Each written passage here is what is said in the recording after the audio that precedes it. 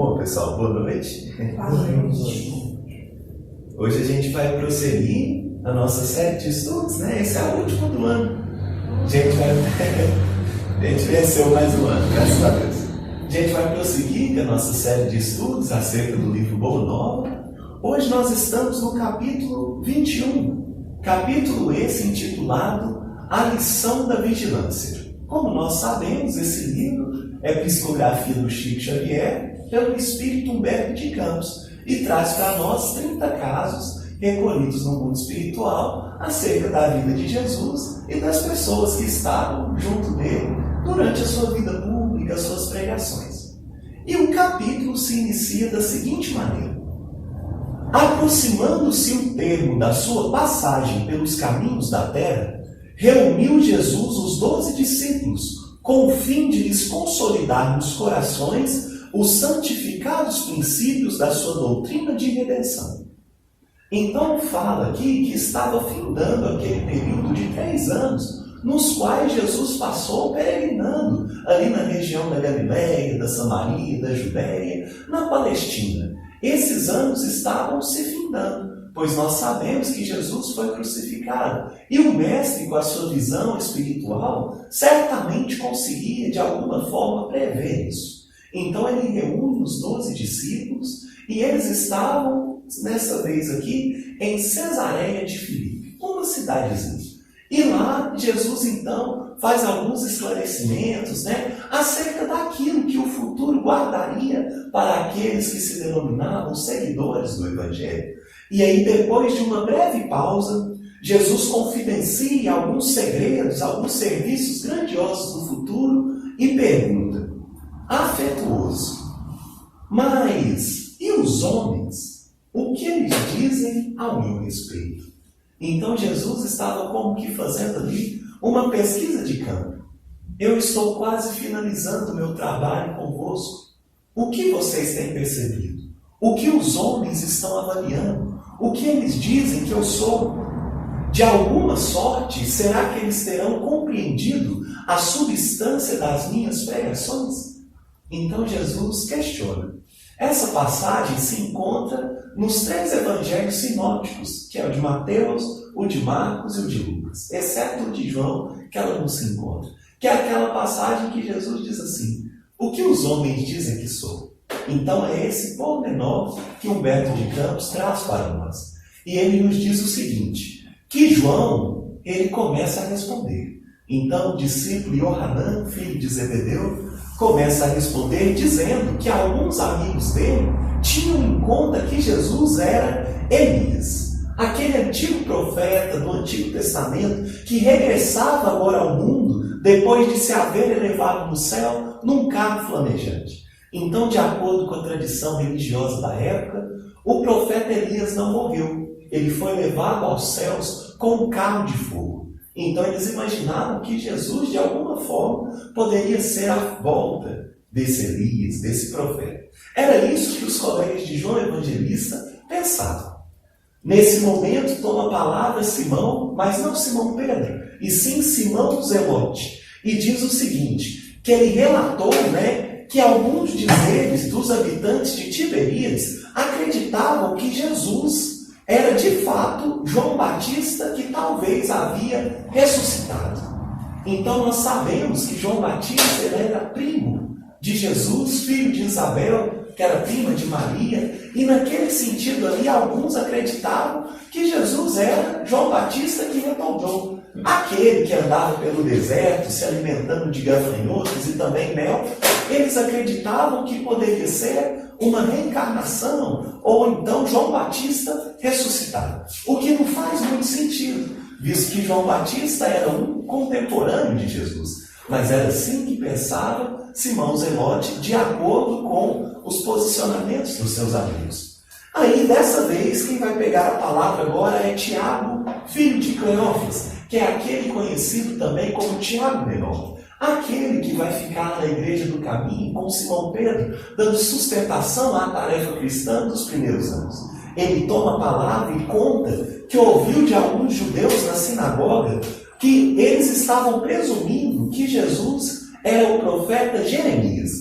E aí Jesus escuta aquelas observações, ele ouve atentamente, com o habitual carinho de sempre, e retorna a pergunta. Então Jesus ouve tudo que os populares diziam querer, através da boca dos seus discípulos. Mas agora Jesus, com um pouco mais de carinho e afeto, retoma o olhar aos seus discípulos e pergunta assim: os homens se dividem nas suas opiniões, de fato, mas e vós, o que tendes comungado comigo a todos os instantes? Quem dizeis que sou? Então agora Jesus muda a pergunta. Eu entendo que as pessoas que não estão compartilhando da vida íntima comigo me confundam. Os homens dividem as opiniões mesmo. Mas e vocês que têm comungado da intimidade do relacionamento comigo? Que vem até a casa de Simão Pedro. Nós fazemos o culto no lar, todas as noites, juntos. E vocês? O que vocês perceberam? O que vocês acham que eu sou? E essa é uma pergunta profunda, pois ainda hoje Jesus faz a nós. Tudo bem, se fulano, ciclano, beltrano, imaginam que Jesus é assim, é assado, que ele faz algo, faz isso outro. Mas e nós, que tentamos o conhecer? O que ele é para nós? Nesse momento, então, nos narra Humberto de Campos que Simão Pedro, ele deixando assim a vergonha de lado, e abrindo seu coração para a espiritualidade superior, é perceptível que ele foi impulsionado. Ele recebeu uma inspiração do alto e ele exclamou de maneira comovida: Senhor, tu és o Cristo, o Salvador, o Filho de Deus vivo.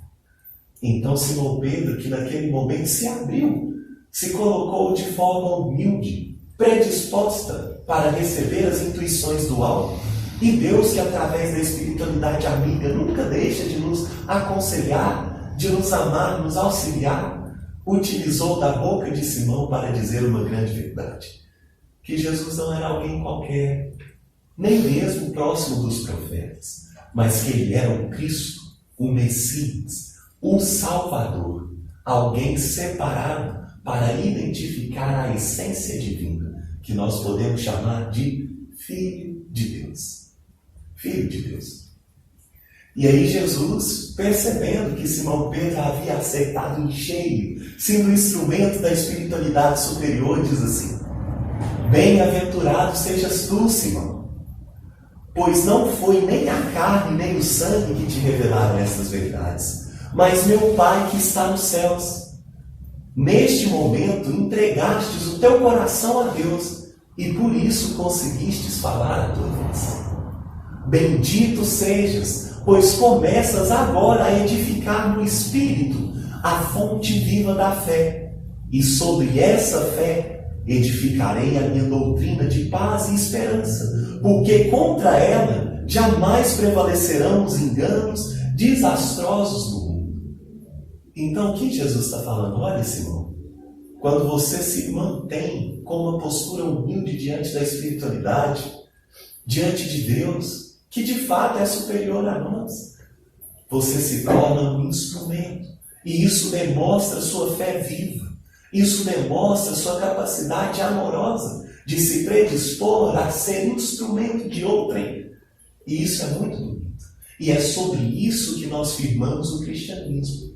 É sobre essa rocha que nós firmamos a nossa igreja. Porque o que seria de nós e das nossas instituições religiosas se nós não confiássemos nas questões espirituais? O que seria do cristianismo se não houvesse Jesus atuando vivo, mesmo depois da crucificação?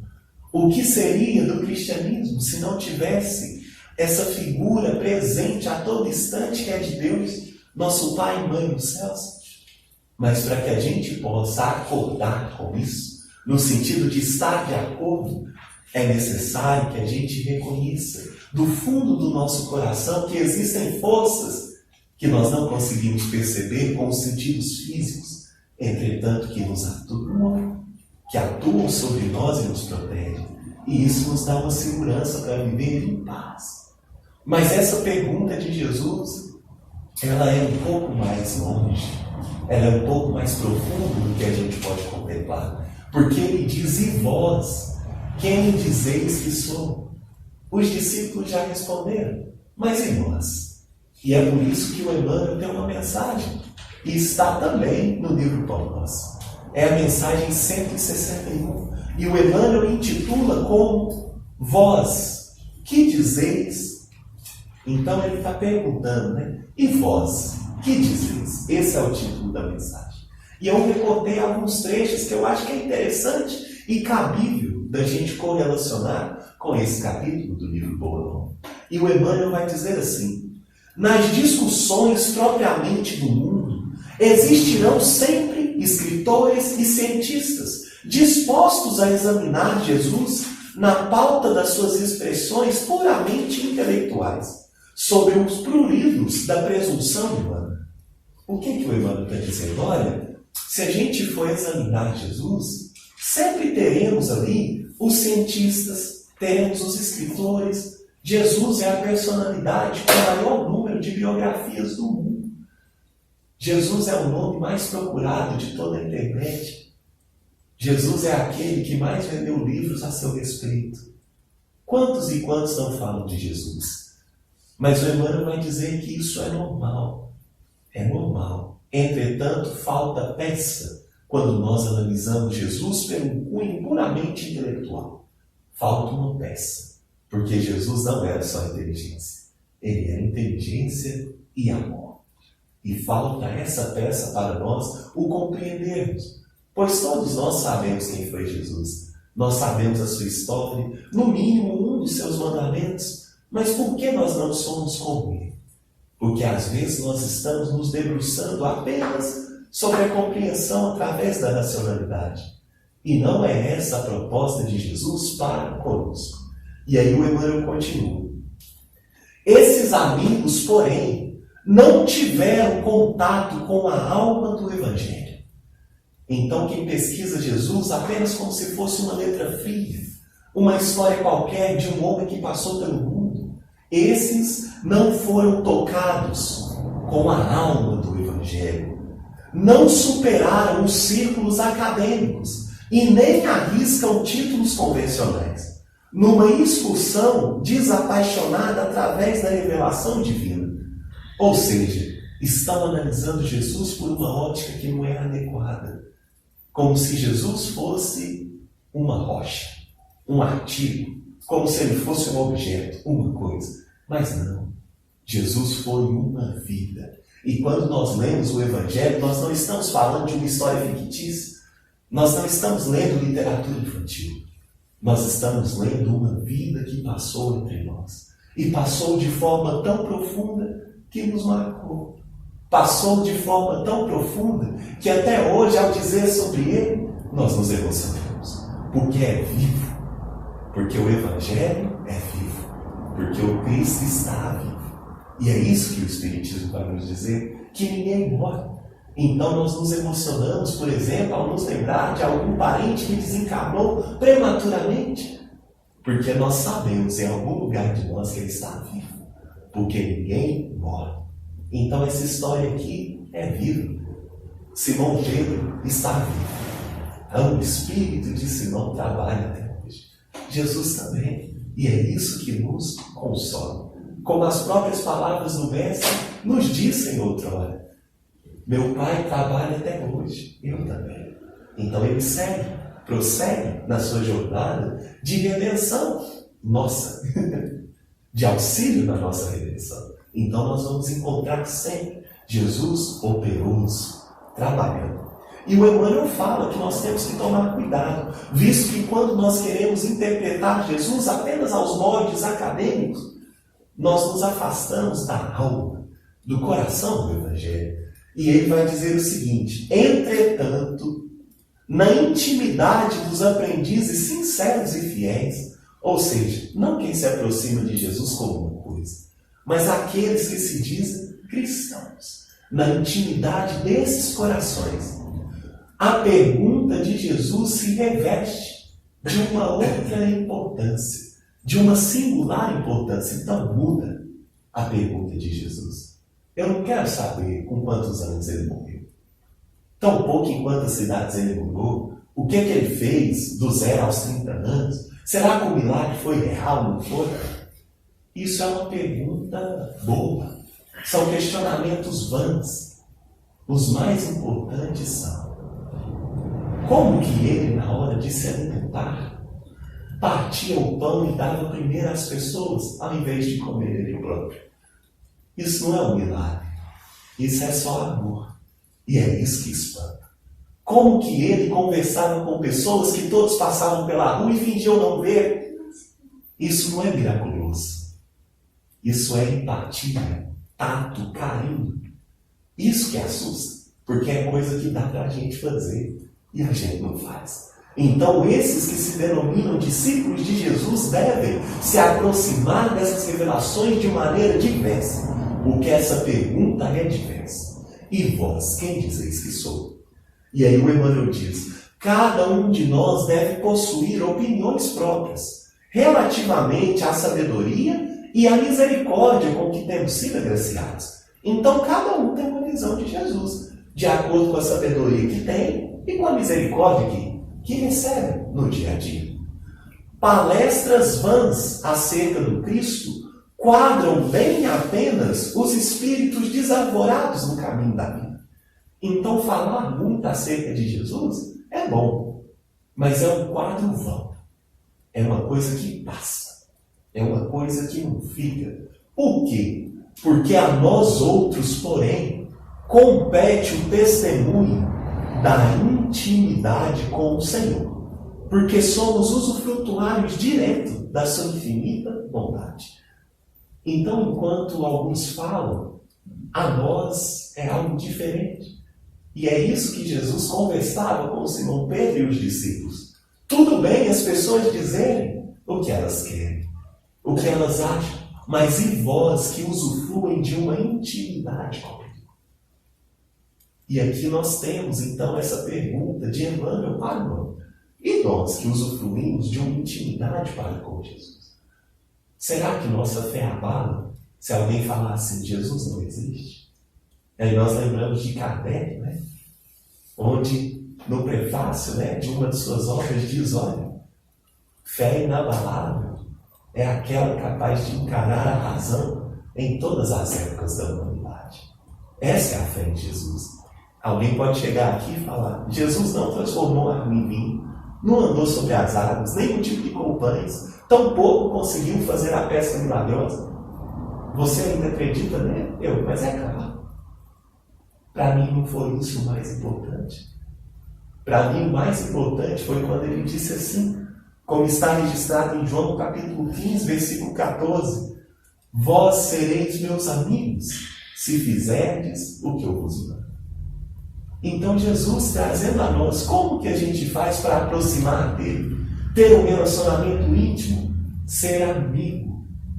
E aí, depois, em outro versículo, agora no capítulo 13 de João, versículo 34 e 35, ele vai dizer como nós vamos reconhecer aqueles que são cristãos de fato, aqueles que de fato conhecem a Jesus. E essa reflexão hoje é muito oportuna, principalmente no momento atual que estamos vivendo, porque nós às vezes estamos perdendo um pouco da essência evangélica.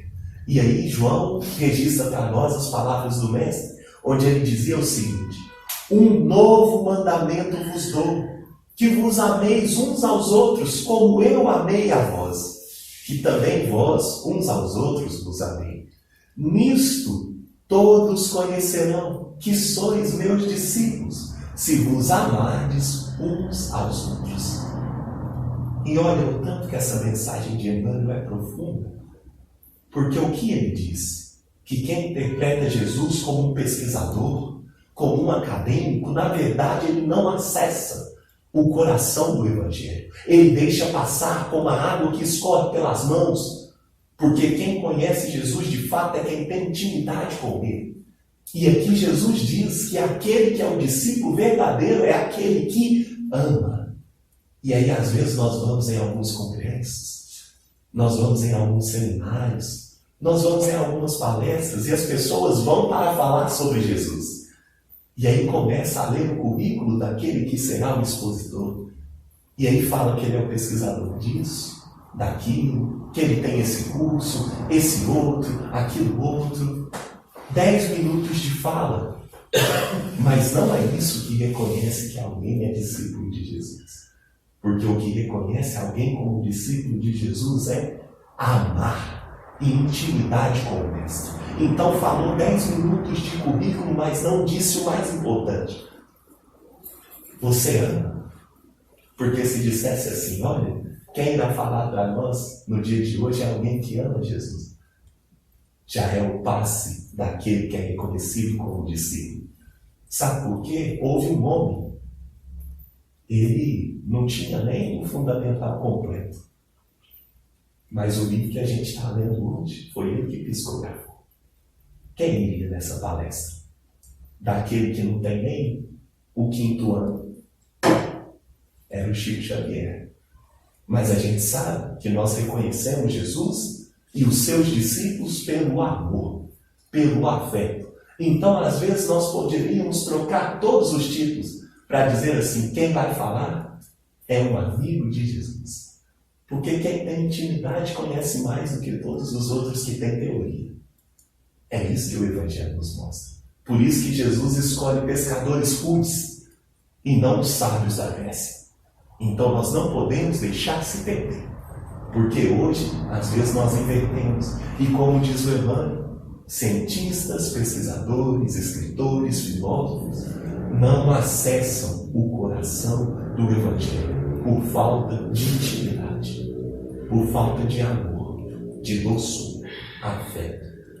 E nesse sentido nós continuamos, porque Simão Pedro refletia sobre aquelas palavras de Jesus. Jesus ele falou a ele que de fato ele tinha acertado, que ele era bem-aventurado, que ele detinha uma fé profunda, e Simão fica ali, de fato, refletindo, pensando, acertei. Era justamente esse o sentimento de Simão. E Jesus prossegue, preparando os discípulos para os acontecimentos próximos. Então ele estava com os 12, estava próximo de se despedir, e aproveita para preparar aqueles corações para os acontecimentos por vindouros. E aí Jesus diz assim, amados, importa que eu vos esclareça o coração, a fim de que as horas tormentosas que se aproximam não cheguem a vos confundir o entendimento. Então Jesus está dizendo assim, olha gente, isso que eu vou falar agora é para que o coração de vocês se mantenha firme, para que as horas de tormento e luta não venham a confundir. Através da palavra de Simão, tivestes a claridade reveladora, cumprindo as profecias da Escritura. Eu sou aquele pastor que vem a Israel com o propósito de reunir as ovelhas tresmalhadas do imenso rebanho. E é por isso que Jesus diz, nenhuma ovelha que o Pai confiou a mim se perderá. Então ele está afirmando isso, olha gente, eu tenho uma tarefa. Foi isso que Simão disse, de salvar. E ele fala, eu não vim para os que estão sãos, mas sim para os que estão doentes, pois os sãos não precisam de médico. Então ele vem com uma tarefa. Vem buscar as dracmas perdidas do tesouro de nosso Pai. Dracmas era como se fosse ali algumas moedas. Então ele vem buscar as moedas que são preciosas para Deus, que estão perdidas. Não perdido no sentido assim, a comida perdeu, vamos jogar fora. Perdido no sentido de nós estamos em um lugar novo e nós não sabemos direito como andar. Então nós precisamos de uma bússola, de um mapa, de um roteiro, de um evangelho. Jesus veio trazer. E aí ele continua. E qual o pegureiro que não dá testemunho de sua tarefa ao dono do redil? Então ele está dizendo assim, eu sou um trabalhador. Eu preciso dar o testemunho da minha tarefa. É indispensável, pois, que eu sofra. Então ele está dizendo aos discípulos, não tem jeito, gente. Dentro do nosso script, dentro do nosso roteiro, eu terei que sofrer. Mas eu vou explicar por quê. Não tardará muito o escândalo que há de me envolver em suas malhas sombrias.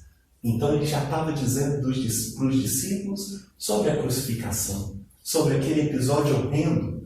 E aí ele diz, faz-se mister o cumprimento da palavra dos grandes instrutores da revelação dos céus, que me precederam no caminho. Então é preciso que se cumpra as profecias. Está escrito que eu padeça, e eu não fugirei do testemunho. Então Jesus está dizendo aos discípulos, gente, podem ficar tranquilos. Eu estarei cumprindo aquilo que eu vim fazer. Mas os discípulos não estavam entendendo muito bem. E é por isso que Felipe ergue a mão e começa a dizer, mas mestre, como pode ser isso? Se sois o modelo supremo da bondade, como é que você vai sofrer? Tu és o modelo supremo da bondade, mestre. O sofrimento será então o prêmio para suas obras de amor e sacrifício. É isso que você vai ganhar, Senhor. Sendo tão bom, tão amável, afável com todos. Isso não está certo. Que prêmio é esse? Que recompensa é essa? E aí Jesus, sem trair aquela serenidade de sempre do seu sentimento, retrucou, Felipe, eu vim ao mundo para o bom trabalho, e não posso ter outra vontade, senão a que corresponda aos sábios desígnios daquele que me enviou. Eu não posso ter outra vontade a não ser a do meu Pai que está no céu, Felipe. Não há como me comportar de uma outra maneira. Além de tudo, a minha ação se dirige aos que estão escravizados no cativeiro do sofrimento, do pecado, da expiação. Eu vim mesmo para os que estão doentes. E quem atende os doentes, às vezes é contaminado pela enfermidade. Não por ficar ruim, mas são as penas do trabalho. É o desgaste que acontece. Então Jesus está dizendo, olha, eu vou lidar com algo mais penoso. E isso de fato vai custar. Porque quem lida com pessoas ignorantes não pode querer a compreensão sempre. Tem que saber que muitas das vezes será incompreendido. E Cristo bem o sabia. E é justamente por isso que ele vai dizer, instituindo na terra a luta perene contra o mal, eu tenho que dar um legítimo testemunho dos meus esforços. Na consideração dos meus trabalhos, necessitamos ponderar que as palavras dos ensinos somente são justas quando seladas com a plena demonstração dos valores íntimos. O que Jesus está dizendo? Olha, Felipe, mas de nada vale tudo que eu falo se na hora do testemunho eu fugir. Porque o testemunho é a nossa ação cotidiana que sela, que dá valor àquilo que nós dizemos. É a nossa ação, é o nosso agir que faz com que nossas palavras tenham força.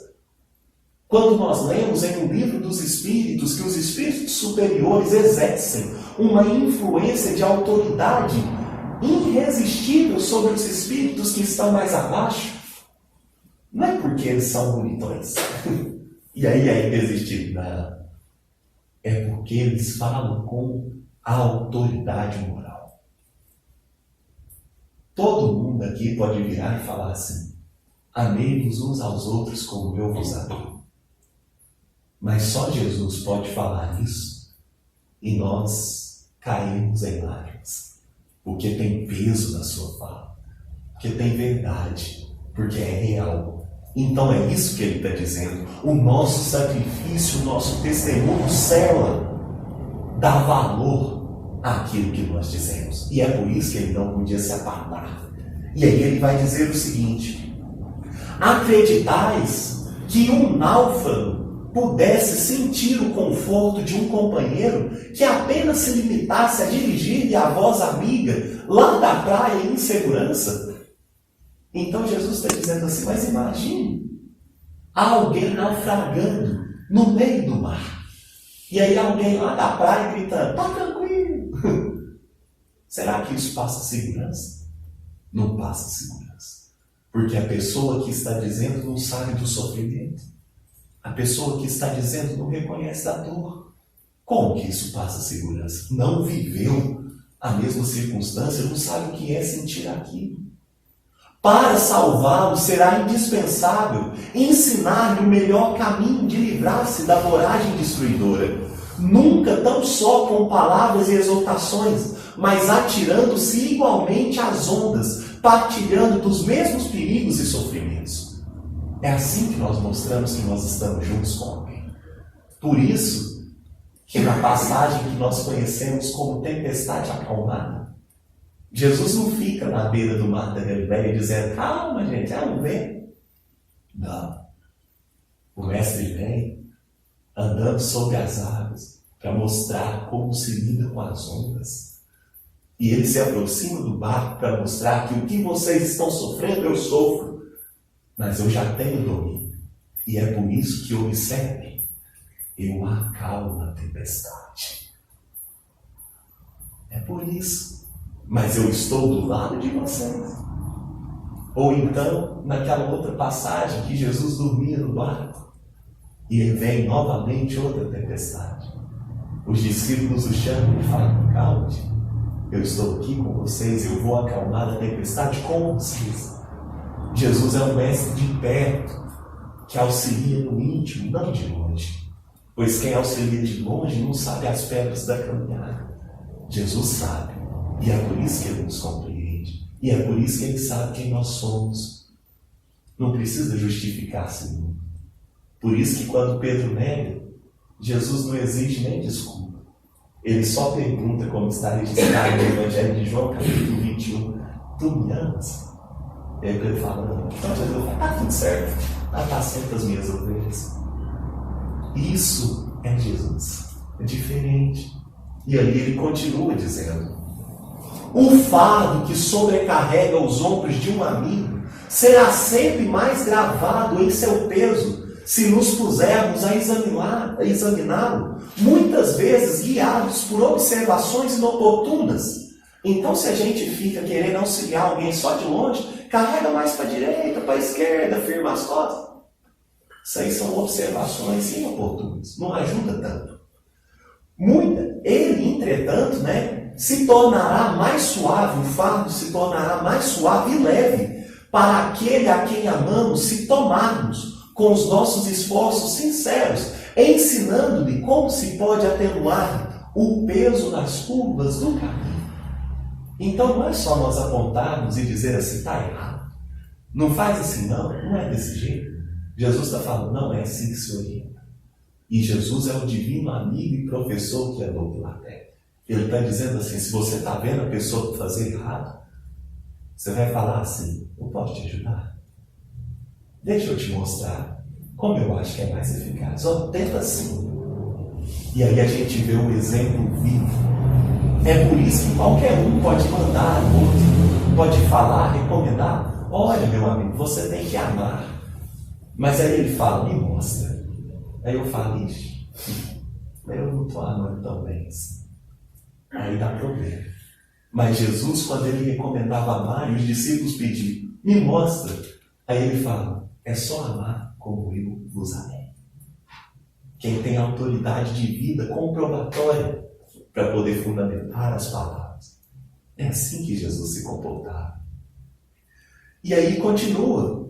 E nós vamos encontrar de fato, isso sendo fundamentado quando Jesus vai dizer acerca dessa partilha do caminho. Que aquele que mais ajuda é aquele que perpassou a mesma estrada, sabe dos perigos, dos buracos, das curvas, e volta para perpassar juntamente com o amigo, dizendo, olha, daqui a 1 quilômetro tem uma curva mais acentuada, nós já vamos diminuir a velocidade.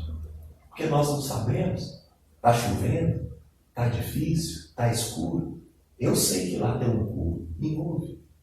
Mas Jesus disse de outras maneiras, que ele ainda é mais amoroso. Isso está registrado em João capítulo 15, versículo 15, onde ele diz assim, já não vos chamarei servos, porque o servo não sabe o que faz o seu Senhor, mas tenho-vos chamado amigos, porque tudo que ouvi de meu Pai vos tenho feito conhecer. O que ele está dizendo, gente? Tudo que eu aprendi com Deus, eu estou trazendo para vocês mais fácil. Vocês podem encurtar o caminho evolutivo, porque tem uns buracos que a gente cai que não precisa cair. Eu sei porque eu passei. E é isso que o Espiritismo vai nos dizer, tirando Jesus daquela figura como nós colocamos outrora, como se fosse Deus. Mas é muito difícil se Jesus for Deus. Porque se Jesus é Deus, como que eu posso fazer algo que Deus que faz? Mas e se eu trocar? E se Jesus for meu irmão? Criado como eu, simples e ignorante, criado por Deus para mim. Ele que passou toda a jornada evolutiva, sabe as angústias que eu sinto hoje. Se ele passou, eu posso passar também. E é por isso que Jesus vai dizer, olha gente, no mundo tereis aflições, mas tem de bom ânimo. Eu venci o mundo. Tem jeito, é possível. É só não desanimar. Então é sobre isso o Evangelho. É sobre isso o Espiritismo, que é o Evangelho divino, que é algo consolador. Se eu não sair daqui um pouco mais animado para viver as aflições do mundo, um pouco mais disposto, esperançoso, predestinado a viver alegre, não valeu de nada. Porque onde estaria o consolo? Onde estaria o refazimento? Se o Evangelho é como se fosse água em meio ao deserto, onde estaria a saciedade? Nós iríamos perder. Mas vamos continuando. Pois Jesus continua o seu discurso para os discípulos, falando das questões por vindouras. E ele fala assim, não espereis por triunfos que não teremos sobre a terra agora. Então ele está falando para os discípulos, gente, nós não vamos vencer do jeito que vocês imaginam. Não é assim. Nosso reino ainda não é e nem pode ser deste mundo. Porque este mundo é material. E a pátria do Espírito que nós somos é espiritual. O reino de Jesus não é daqui. É diferente. É numa outra perspectiva. Por essa razão, em breves dias, não obstante as minhas aparentes vitórias, entrarei em Jerusalém para sofrer as mais penosas humilhações. Então, olha, gente, eu sei que está indo bem nosso colégio apostólico. Nós estamos tendo até sucesso. Nós conseguimos pregar em Samaria. Os samaritanos nos ouviram. Nós conseguimos curar cegos, paralíticos, endemoniados. Parece que está dando tudo certo, né? Mas em breves dias, talvez o contexto irá mudar. Jesus estava preparando os discípulos para o que havia de vir. E os discípulos não entendiam muito bem as profundidades daquelas advertências. Eles pensavam, não, Jesus está só fazendo um drama. Ele está falando um pouquinho a mais do que precisa. Não vai ser assim, não. Eles não entendiam muito bem aquilo que Jesus estava trazendo. Foi aí que Simão Pedro, que era o líder do colégio, modificando a atitude mental do primeiro momento e deixando-se conduzir na esteira das concepções falíveis do seu sentimento de homem, aproximou-se do Messias e lhe falou em particular. Então Pedro tinha acabado de ser elogiado por Jesus, pois abriu-se de maneira humilde para a intuição divina. Agora ele estava sendo tomado apenas pelos seus sentimentos puramente de homem falho, imperfeito que anda sobre a terra. E aí ele se aproxima de Jesus e diz, mestre, convém que você não exagere nas palavras, né? Então não precisa desse drama, Jesus. Vamos com calma. Não precisa exagerar nas palavras. Não podemos acreditar que tereis de sofrer semelhantes martírios. Que é isso, Jesus? Você anda na água. Como é que você vai sofrer? É só você dar uma corridinha ali e acabou. Quem que vai pegar? Não tem jeito. Você cura as pessoas. Aí o povo te bate, você cura você mesmo, acabou. Como é que faz? Não tem jeito. Vai com calma, mestre. Não é necessário tamanho drama. Onde estaria Deus, então, com a justiça dos céus? Se te permitirem acontecer isso, onde estará Deus? Com a justiça? Tudo que é tão bom, mestre. Eu não estou entendendo. Os fatos que nos deixais entrever viriam a demonstrar que Deus não é justo. Então foi isso que Simão Pedro estava dizendo. Olha, isso que o Senhor está dizendo, mestre, se acontecer, vai dizer, comprovar que o Pai não é justo, que ele não vela e ama seus filhos.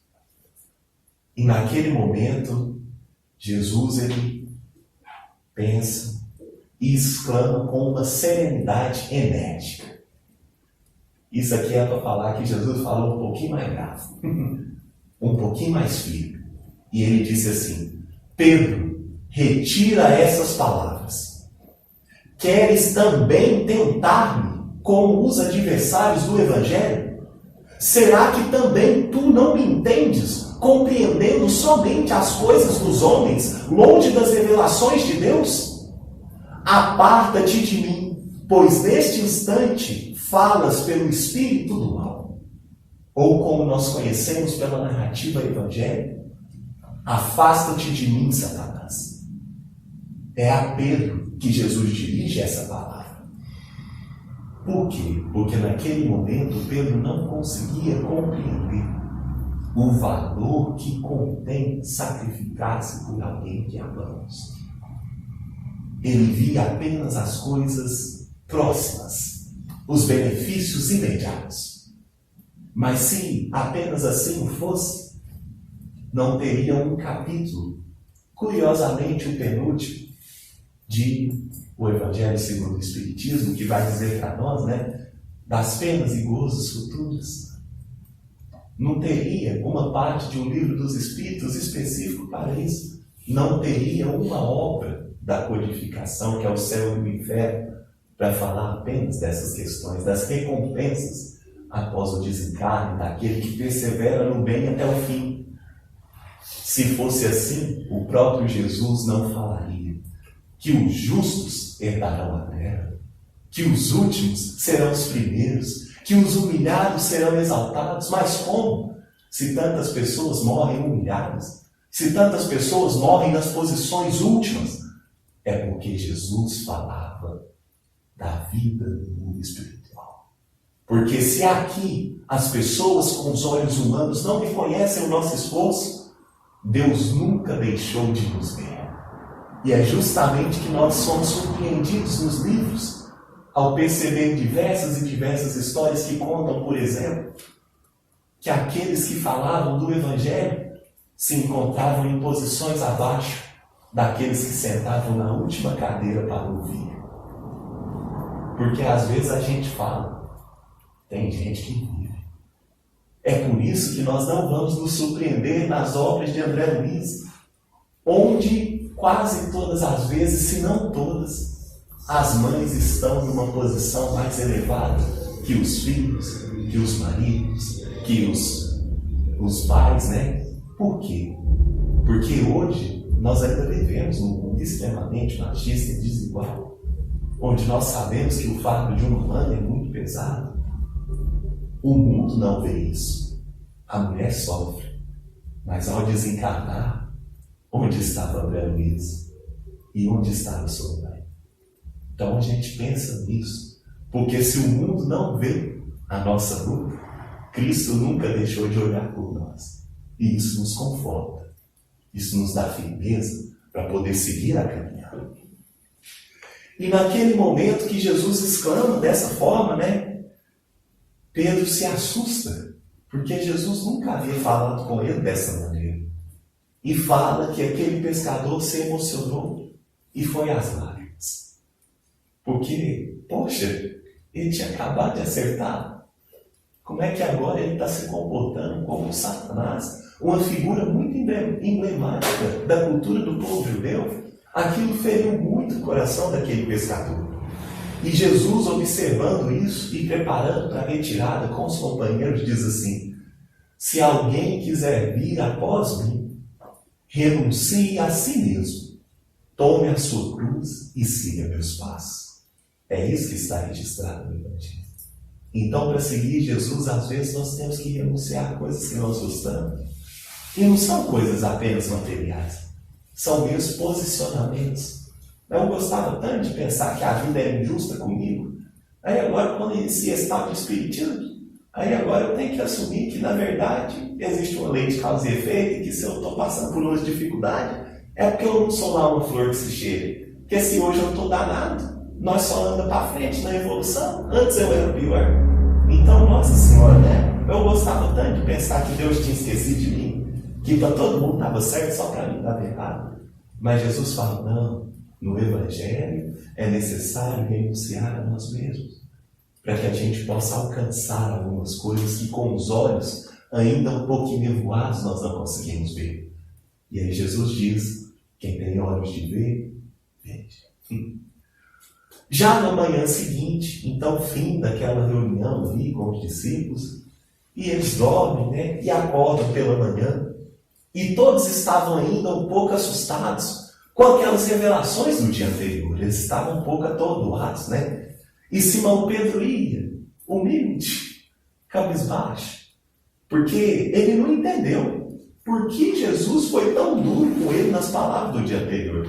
Então iam os discípulos, pensa, deve que era até bonitinho, né? Jesus e 12 discípulos atrás dele. E aí o Simão Pedro ia meio cabisbaixo, assim, andando, meio pensando na vida. Porque ele estava entristecido. Não havia entendido por que Jesus foi tão duro com ele. Ele que sempre fora tão amoroso, Jesus que sempre tratou com tanta afabilidade, por que a dureza daquelas palavras? E Simão Pedro, de fato, ele não conseguiu driblar as emoções. Aquilo estava sufocando, ia explodir. Aí ele vai até Jesus, com muita tranquilidade, com muita humildade, chega perto e pergunta, mas mestre, por que razão mandastes retirar as palavras que eu disse apenas demonstrando meu zelo de discípulo sincero? Poxa, Jesus, eu estava só tentando te ajudar a acertar. Alguns minutos antes, tu não havias afirmado que eu trazia aos companheiros uma inspiração de Deus. Eu não entendi, Senhor. Você tinha acabado de falar que eu estava sendo um porta-voz de Deus. Como é que de uma hora para outra eu virei o Satanás? Isso é uma queda pior que da montanha-russa, gente? O que é isso? Então Simão Pedro estava questionando sobre isso. E aí ele fala, por que motivo, Senhor? Logo após me designou como intérprete dos inimigos da luz. Então Simão coloca ali daquilo que angustiava o seu coração. E Jesus diz, Simão, Simão, ainda não aprendestes toda a extensão da necessidade da vigilância. A criatura na terra precisa aproveitar todas as oportunidades de iluminação interior em sua marcha para Deus. Vigia o teu espírito ao longo do caminho, porque basta um pensamento de amor para que te eleves ao céu. Então, olha, quando a gente está passando por aflição, basta um pensamento de amor, que nós nos conectamos com aqueles que nos amam e nos sentimos melhor. Como que a gente chama isso? Prece. Prece não é só falar Pai Nosso, não é só rezar Ave Maria. Prece também é pensar no bem do outro, no nosso, das pessoas, do mundo. Prece também é ter sentimentos de amor. Quando eu faço isso, eu me conecto com a espiritualidade superior, com o meu mentor espiritual, com o próprio Deus. Basta um pensamento de amor. E foi isso que Simão Pedro teve. Por isso que ele serviu de canal da espiritualidade para poder dizer que Jesus era Cristo, o Salvador, o Filho de Deus.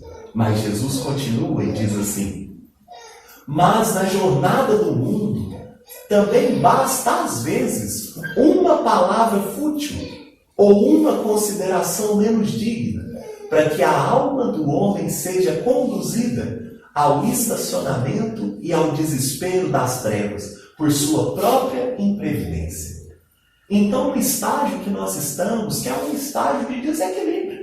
E não é um desequilíbrio no sentido de, nossa, socorro. Não, é desequilíbrio no sentido de que nós não conseguimos permanecer no bem. É por isso que nós estamos num mundo de provas e expiações, que é um mundo de lapidação. É um mundo que nos ajuda a forjar o bem em nós, porque ele ainda está imaturo. Então, se basta um pensamento para a gente ficar bom, zero bala, muito chique. basta também um pensamento para a gente se associar com as pessoas mais cruéis da humanidade. E não adianta esconder. Olhando no íntimo de nós, nós sabemos que tem hora que a gente pensa cada coisa boa, que a gente fala assim, nossa, eu sou legal demais. Mas tem hora que a gente pensa também cada coisa desarranjada. Tem hora que a gente vê umas coisas e a gente até ri interiormente do tanto que a gente ainda gosta do mal feito. E a gente sabe. Cada um sabe onde, sabe o porquê. E por isso que Jesus está dizendo, não ausenteis da vigilância. Se não precisasse vigiar nada, Jesus não falava para vigiar. Então, se tem que vigiar, é porque nós ainda temos coisas que precisam ser observadas de perto, porque não são boas. É por isso que o mestre fala, olhai, vigiai e orai. Isso está lá no Evangelho de Marcos. E aí Jesus continua dizendo assim, nesse terreno, Pedro, o discípulo do Evangelho terá sempre um imenso trabalho a realizar, porque pelo reino de Deus é preciso resistir às tentações dos entes mais amados na terra, os quais, embora ocupando o nosso coração, ainda não podem entender as conquistas santificadas do céu. Essa é uma parte dura. Eu vou ler de novo porque é bem profunda. Jesus está dizendo, olha, às vezes pelo reino, nós vamos ter até que deixar de dar ouvidos àquelas pessoas que nos amam, mas que não compreendem a nossa tarefa com o Evangelho. Não compreendem, às vezes, a nossa tarefa voluntária. E aí falam, mas por que você não larga de mão disso? Todo mundo sai e você não sai. Porque às vezes a gente sai e acaba. E tem gente que precisa. Então é duro, mas é isso que Jesus está dizendo. Olha só, nesse terreno, Pedro, o discípulo do Evangelho terá sempre imenso trabalho a realizar, porque pelo reino de Deus é preciso resistir às tentações dos entes mais amados na terra, os quais, embora ocupando o nosso coração, ainda não podem, entender as conquistas santificadas do céu. Então a pessoa gosta muito da gente, mas ainda não entende o valor do trabalho. É por isso que Jesus fala para Pedro, que estava se mostrando preocupado, dizendo assim, poxa, mestre, eu me preocupo com você, você não precisa sofrer tanto. Mas Jesus diz, Pedro, você ainda não está compreendendo.